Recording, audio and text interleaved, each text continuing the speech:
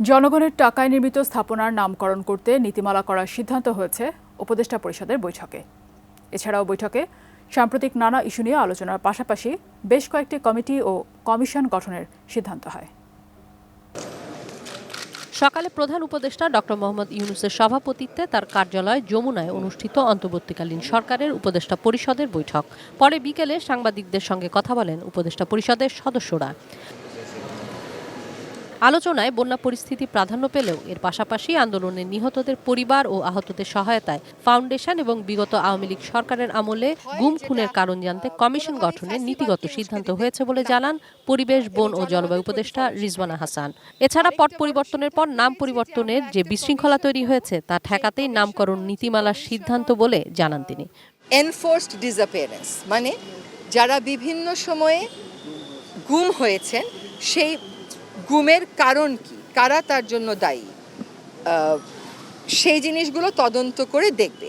যখন public resource, জনগণের টাকা ব্যয় করে কোনো প্রকল্প হয় বা কোনো একটা কিছু স্থাপনা হয়, ওইটার নামকরণটা কি নীতি অনুসরণ করে করা সম্ভব, সেটার ব্যাপারে আমরা কাজ করব। এটা আসলে এক পর্যায়ে এটা একটা আইনি কাঠামোর মধ্যেই আমাদেরকে আনতে হবে, যাতে করে জনগণের টাকায় যেটা হয় সেটার এমন কোনো নামকরণ হয় যেটা কোনোভাবেই ফ্যাসিবাদকে উস্কে দিতে না পারে এবং জনমতের প্রতিফলন সেখানে ঘটে।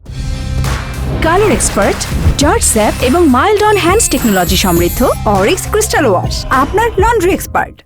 বিভিন্ন অপরাধে অভিযুক্তদের বিরুদ্ধে যে আইনি প্রক্রিয়া শুরু হচ্ছে তার স্বচ্ছতা নিশ্চিতে কমিশন গঠনেরও সিদ্ধান্ত হয়েছে উপদেষ্টা পরিষদের বৈঠকে।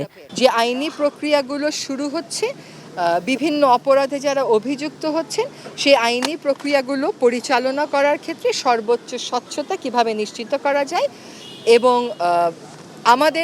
আমরা যাতে মানবাধিকারের সবকটা বিষয় সমুন্নত রেখে সম্মান করে তারপরেই আইনগত প্রক্রিয়া চালাতে পারি, সেজন্য কোথায় কোথায় কী নির্দেশনা যাওয়া প্রয়োজন সেটা এই কমিটি ঠিক করে তারপরে জানিয়ে দেবে।